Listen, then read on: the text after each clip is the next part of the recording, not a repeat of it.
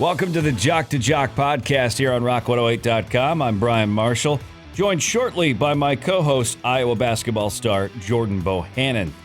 We're coming off a win last night against Western Illinois, and the thing is, the last episode wasn't coming off of wins. It was coming off of a loss recently to Iowa State.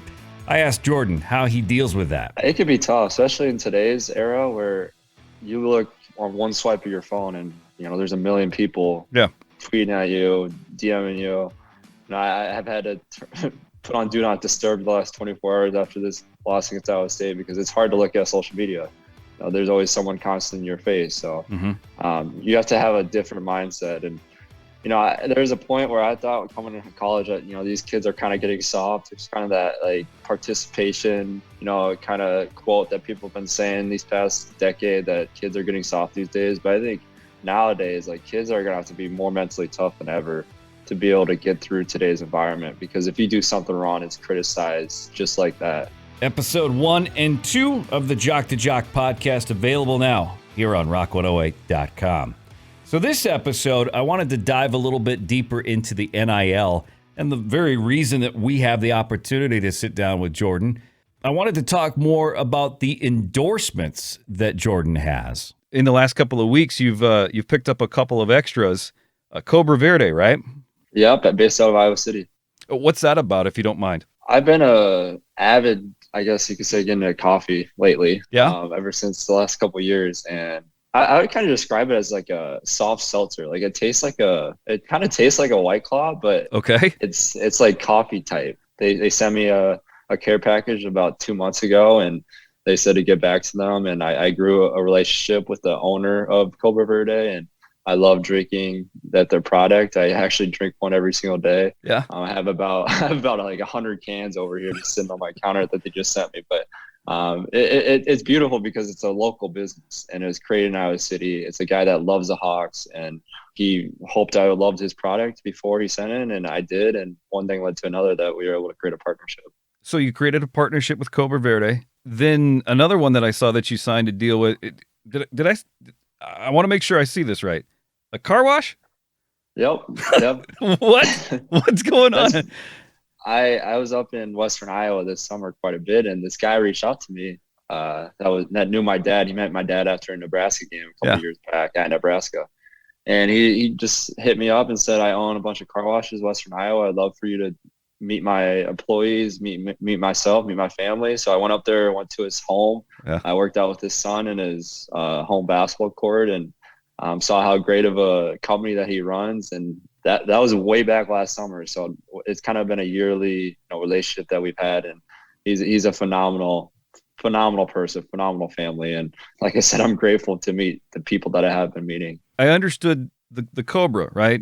Because it was an Iowa City tie. And then I was like, now that it makes sense, because and when you make that connection, right? And now you can lend your likeness, your success to them. Doesn't it kind of bring them up too?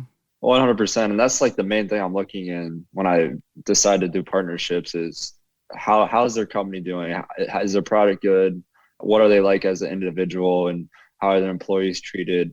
Everyone I've decided to work with checks all those boxes. And he was actually Mr. Bellinger, who's the owner of these car washes, actually owns a couple of dealerships out in Western Iowa as well. When I was able to meet him and his family, we kind of just hit it off, and I knew that this would be a great start for kind of where my mindset should be headed in this new era this year, when, I'm kind of a entrepreneur businessman now. So I have to look for the best, not only for myself, but also who I work with too, to, make sure it's a great partnership both ways. If somebody does want to reach out to you for a partnership, how can they do that? Email's probably best. Jordan Bohannon at 03@gmail.com is where I've getting most of my traction. I am looking into working with this company in Des Moines.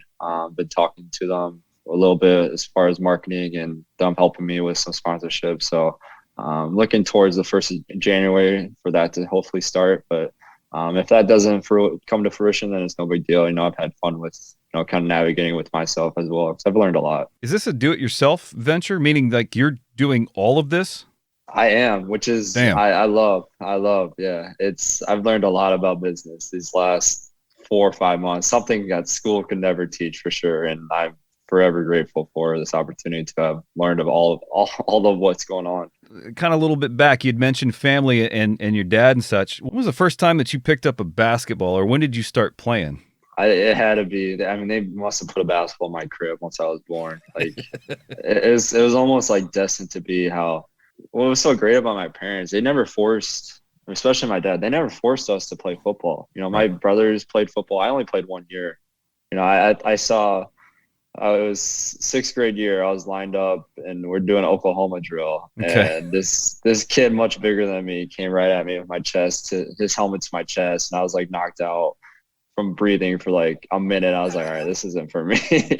I was like, it just seems idiotic. So ever since that year, I kind of navigated and gravitated to basketball. And my brother Jason kind of set the bar for our whole Bohannon family. And it was a tough bar to get to, that's for sure, because he was one of the greatest basketball players I've ever seen play. Feel free to boast a little bit if you need to. You've always been starting? I actually haven't. I played up. Yeah, I played up in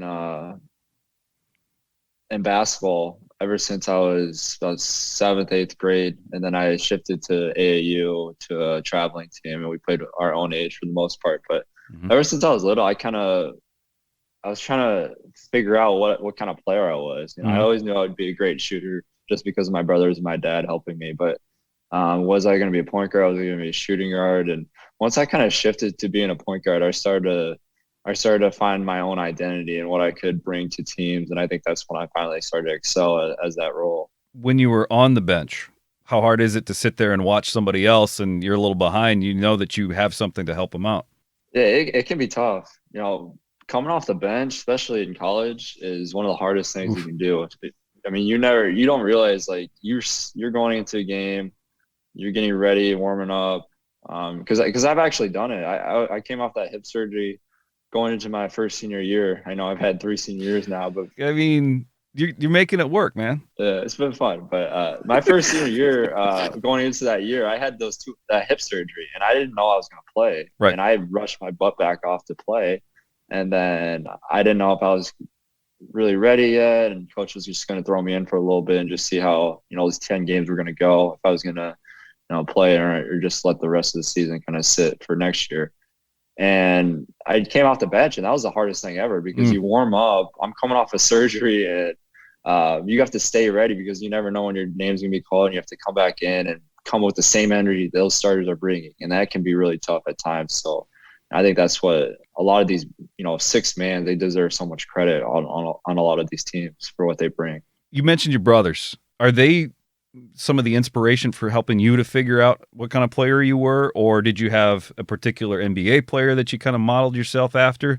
Who was the inspiration? I wanted to be just like my oldest brother, Jason, when I was growing up. He was the biggest inspiration I could ever have. And then once I started getting older and he, his time came where he had to hang up the shoes, Matt was a big inspiration. Zach, I always rat on Zach because he was a very intellectual basketball player. And he's a very intellectual human being, but he was not gifted on the basketball court to some extent. But I learned a lot from him off the court about on the court mindset, and that helped me a lot. But Matt was, watching him at UNI, that was some of the greatest times ever. I was in high school watching him play. Yeah. And watching him traveling to his games at UNI, going to his NCAA tournament games. I had so much fun. It was so much fun seeing a team like that had a lot of low major, mid-major guys to literally take on the top players in the country. And they did pretty damn well as a team at UNI to, carve their own path. And, that was so fun to watch. I'm going to put a little rift in your family, if this is okay. Each of you and your brothers in your prime, who's the best basketball player? I have to say Jason. As much as I want to say, yeah, much as I want to say, you've broken a record. Everyone knows I have so much confidence in myself, my abilities, and I love to play with that swag. But at the end of the day, Jason was he was unbelievable in college, but what he was able to do in high school, I still believe he was one of the best high school basketball players to ever go through the Midwest region. Yeah. Even the country, honestly. People might call me crazy, but if you watch some of his highlights back then, he was unstoppable, putting up 30, 40 a game. It was crazy to see. the balance has to be, especially still going to school, the term is student athlete. Let's talk about the student side. How are you balancing going to school, your business, everything that you're doing right now with the Iowa season? When do you sleep? I get 8 hours a night. So first off, I don't ever use the term student athlete. It's college athlete. Yep. College athlete. I apologize. Yeah. I say it because athletes are recruited to go play their sport, not to go to academics. So that's why I say college athlete. Okay. But yeah. So as far as my schooling does, I was debating going to master's program, doing MBA online at Iowa. But for me, I felt like I was going to get a lot more out of it by learning more about, entrepreneurship and the real world, because I knew there's a great opportunity here to learn from a lot of business owners. So I felt like I've gotten so much out of it doing real world experience. I'm actually an employee right now for the NCPA, National Collegiate Player Association. Yeah. I'm on their payroll, and I was able to, if I was in a master's program, there's no way I've been able to do all this stuff. So I've kind of taken a lighter load and been more in the real world than anything. So that's one of the future episodes. I wanted to talk about the NCPA and what that means to you. Jordan Bohannon from the Iowa basketball team. Let's plug your social media. And again, if anybody wants to work with you as a business partnership, how can they reach out to you? Email is the best. Jordan Bohannon 03@gmail.com. I'm very active on my email. I always check it regularly. So yeah, that's the best place to reach me. What about your social media? Social media, I could not tell you my handles, but if you just type in Jordan Bohannon on social media, you'll be able to find my page. When you see pictures of you on the court that are taken professionally, what are the types that you like to see? I love to see emotions after I hit a shot or one of my teammates hit a shot. I always try to, do something to, celebrate, because I love living in the moment. I've been that type of player. I always live in the moment, no matter if you lose a game or not. I think it's important. Just any aspect of life. You live in the moment. You cherish every single moment that you have, because you never know when the last moment's going to come. Thank you very much, Jordan. Jock to Jock podcast on rock108.com. Another episode dropping next week. What I'd like to talk to him about is Steph Curry just broke another record for three-pointers in the NBA. And if I remember right, first episode, he had talked about seeing Steph Curry play against his brother. So I'll ask Jordan a little bit more about that. If you have a question for Jordan Bohannon and would like me to feature it on the Jock to Jock podcast, email me direct, Brian@rock108.com. That's Brian, the only way to spell it, Brian@rock108.com. And maybe we'll feature your question on the Jock to Jock podcast. Thanks so much for listening. We'll catch you next week.